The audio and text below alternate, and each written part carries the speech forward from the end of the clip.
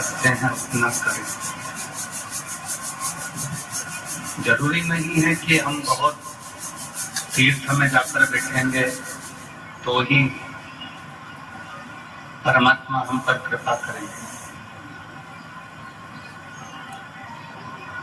हम किसी नदी के तट पर जाकर बैठेंगे तो ही परमात्मा हम पर कृपा करेंगे। मूल है हम जहां रहे, घर में, घर के बाहर, दुकान पर, व्यापार में, नौकरी में, सर्विस में, या जहां भी हम हैं वहां केवल सच्चे मन से उस शिव को पुकारें तो शिव करुणा करना प्रारंभ कर देते हैं, दया करना।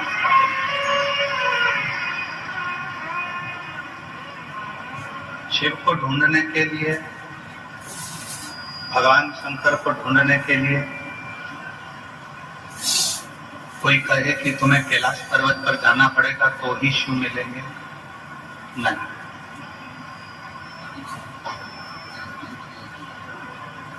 कोई कहे कि तुमको अमरनाथ जी की गुफा तक जाना पड़ेगा तो ही शिव मिलेंगे, नहीं। कोई तुमसे कह दे कि तुम्हें केदारनाथ जी तक जाना पड़ेगा तो ही तुम्हें शिव मिलेंगे, नहीं।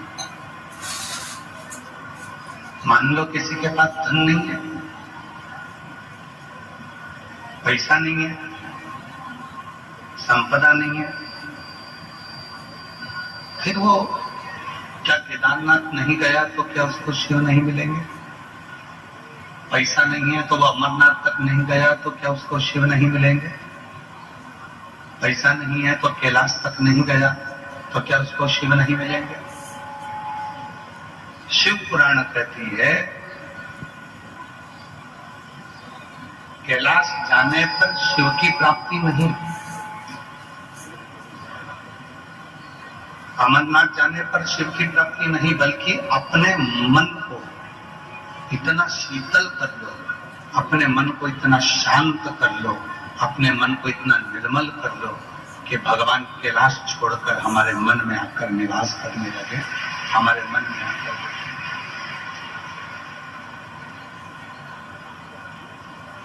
हम अपने मन को शीतल नहीं कर पाए।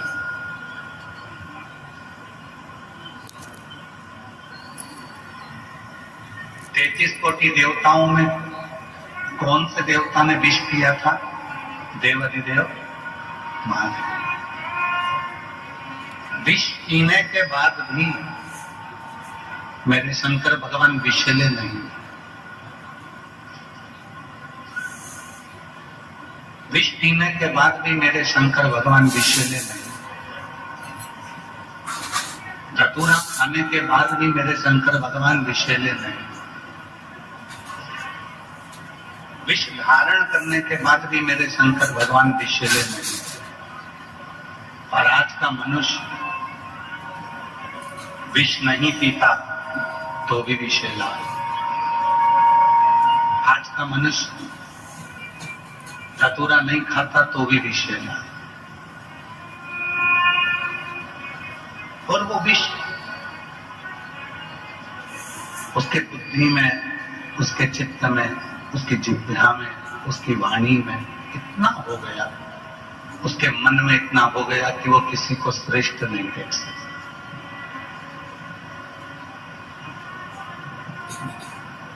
तैतीस कोटि देवता में केवल एक देवाधिदेव महादेव ऐसे हैं। इंद्रदेव अगर उन्नति की सीढ़ी पर चढ़ते हैं तो भगवान शिव प्रसन्न होते।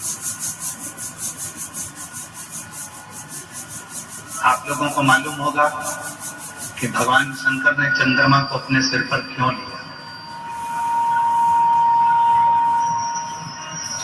भगवान शंकर चंद्रमा को अपने मस्तक पर क्यों लिया? क्या कारण था कि भगवान शंकर को चंद्रमा अपने मस्तक पर लेना पड़ा?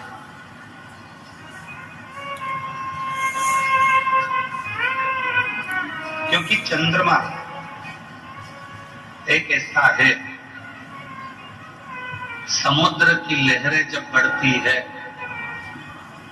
चंद्रमा बढ़ता है, और समुद्र की लहरें जब बढ़ती है तो चंद्रमा घटता है। शिवजी ने देखा कि केवल एक चंद्रमा ऐसा है कि दूसरे के सुख को देखकर सुखी होता है और दूसरे के दुख को देखकर दुखी होता है।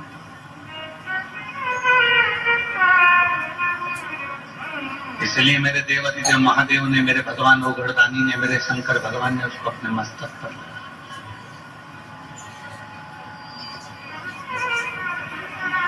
आज के समय में देवरानी का बच्चा अच्छे नंबर से पास हो जाए तो जेठानी का मुंह फूल जाता है। जेठानी को लगता है कि मेरा बच्चा क्यों अच्छे नंबर से पास नहीं हुआ। आज के समय में जेठानी का बच्चा अच्छे नंबर से पास हो जाए तो देवरानी का मुंह फूल जाता है।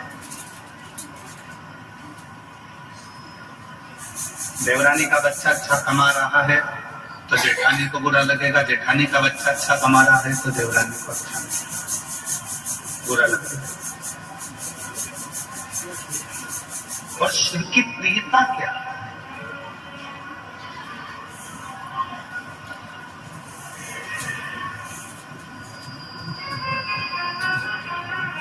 भला किसी का कर ना सको तो बुरा किसी का मत। पुष्प नहीं बन सकते तो फिर कांटे बनकर। ये शिव की प्रीता है। आप दुनिया में किसी का बुरा नहीं कर सकते, आप अच्छा नहीं कर सके तो बुरा भी मत करो। आप किसी के लिए अच्छा नहीं बोल सके तो बुरा भी मत बोलो।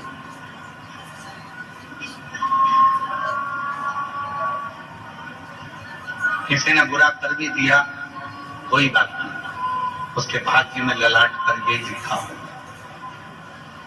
अपन अच्छा सोचो,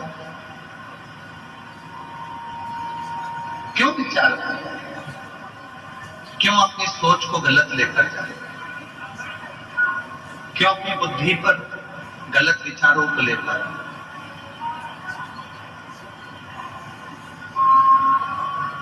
महाराज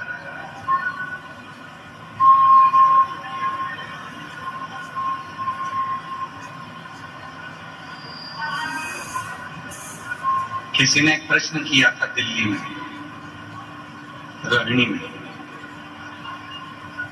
रोहिणी में एक प्रश्न किया किसी ने, जिस जगह पर हम ठहरे थे वहां,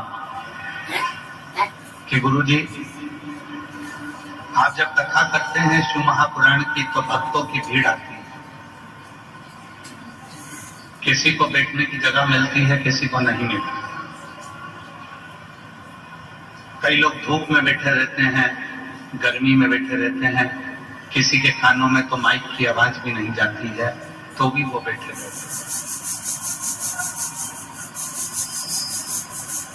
आखिर फिर भी भगवान शंकर जो अंदर बैठे हैं उन पर भी उतनी कृपा कर रहे हैं और जो बाहर बैठे हैं उन पर भी उतनी कृपा कर रहे हैं।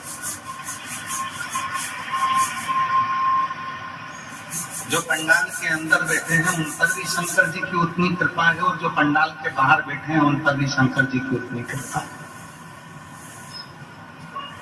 ये कैसे संभव हो सकता है?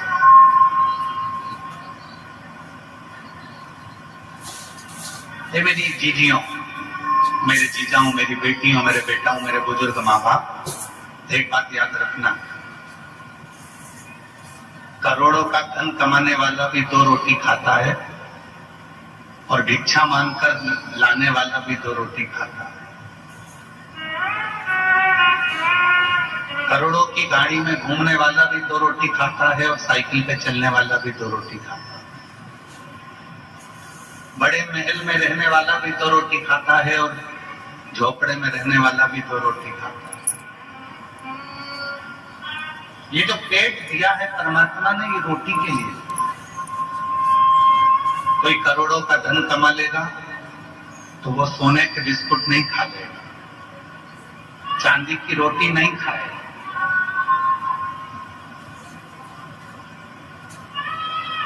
चांदी के सोफे पर बैठ जाएगा, सोने के सिंहासन पर बैठ जाएगा, पर सोना खा नहीं सकता, सोना पी नहीं सकता, चांदी खा नहीं सकता, चांदी पी नहीं सकता।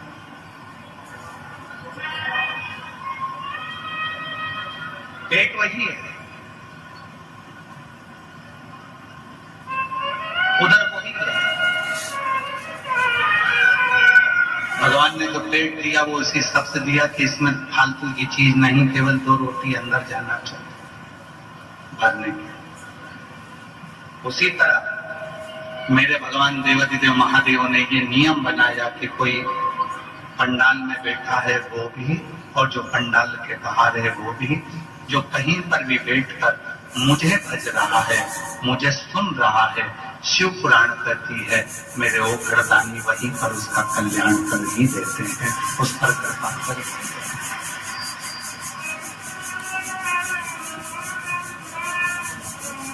किसी ने प्रश्न किया कि दिल्ली में कि इतनी भीड़ आती है, इतने सारे बस आते हैं, बैठने की जगह नहीं मिलती है, गर्मी भी बहुत रहती है, लोग बाहर बैठे रहते हैं, माइक की आवाज भी नहीं जाती है, फिर भी शिव कृपा करते हैं, शिव करुणा करते हैं, शिव दया करते हैं। ऐसे कैसे? शिव कौन है? मेरी हरियाणा की जीजियां भगवान शंकर को क्या मानती है? हम तो हमारे शंकर भगवान को अपना बाप मानते हैं, पिता मानते हैं। और यदि हम शिव जी को अपना पिता मानते हैं तो आप मेरी बहन हो, मेरी जीजी हो और मेरी बहन हो। अगर आपके भाई का पिता शिव है तो आपका पिता भी शिव ही है।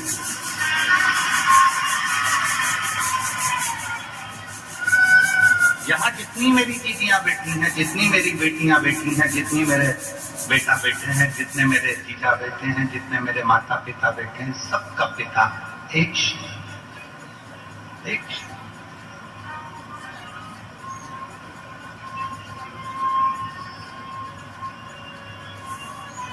कोई दूसरा पिता ही नहीं।